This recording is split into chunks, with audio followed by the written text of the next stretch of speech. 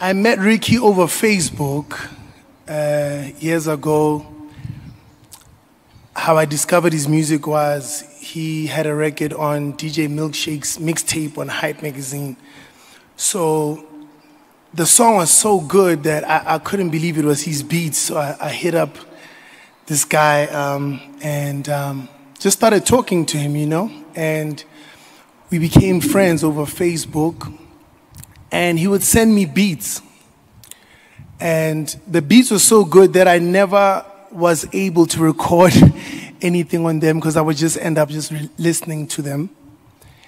And then fast forward, we met in Johannesburg. And he played me one of his tapes that he was about to release, and he ended up not releasing it.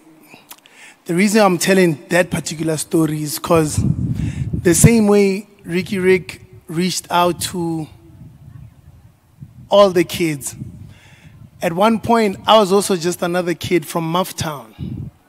And it wasn't really easy to move in Johannesburg, but he still had the time for me. And he did that for hundreds of people after me.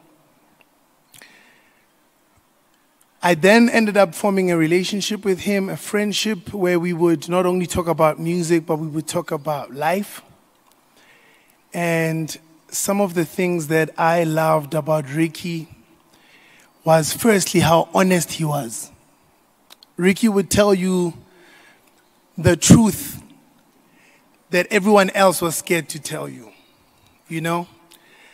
I'll tell like a story that's a bit irrelevant, but like I just wanted to show you how honest he was. So when I bought my first Bentley, I thought I was killing the game. Everyone was like, yo, Cassper bought a Bentley, and I meet Ricky. He says, "Eish, poison, eish. Hey, this one is not the one." So I'm looking at him angry, like, yo, this guy is jealous of me. He's like, "Hey, this one is old, poison. It doesn't even have Bluetooth. Poison, we have to get the right one." And because of that conversation, I ended up wanting to get the one because Ricky said it wasn't the one, And that was our relationship. He was able to tell me things that nobody else could tell me. And we formed a brotherhood. I don't want to forget anything. Another thing I loved about Ricky was his voice. I loved hearing Ricky sing more than him rapping. I loved hearing him sing. I would always encourage him to sing. And one of his last videos that he posted, he was singing Sondela. And it was, for a lot of people, it was surprising to hear Ricky sing. But me and him were not on the greatest of terms, even though we were speaking.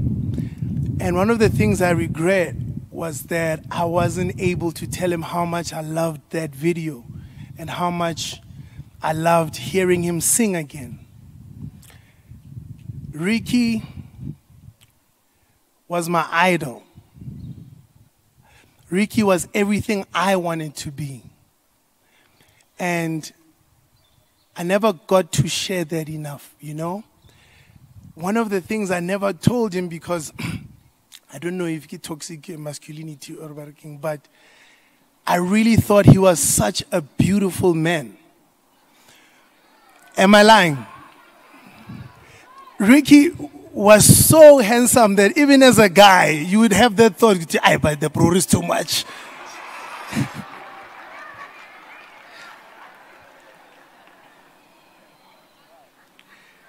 Not only was his appearance beautiful, but he was a beautiful soul,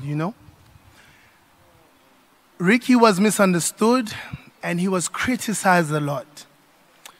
When Ricky was reaching out to every young cat who was getting in the game, people weren't showing him love for that. In fact, they used to say he was taking their hype.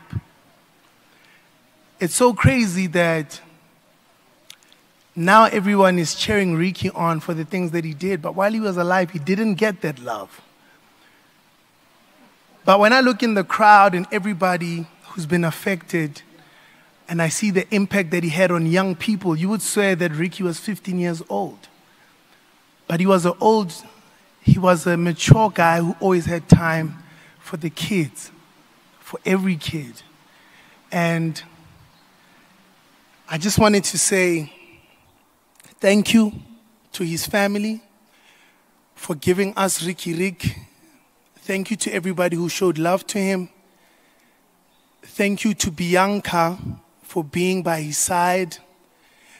I don't think anybody can compare to the love that Bianca gave Ricky Rick.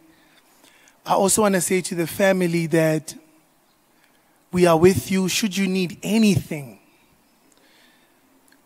you should hit up every single one of us who is here, because we're all indebted to Ricky Rick.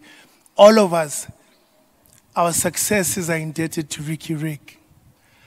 One of the reasons, well, they've announced as well, one of the reasons why I don't want to perform today is because Ricky actually had planned to bring me out at Cotton Fest as a surprise act, right?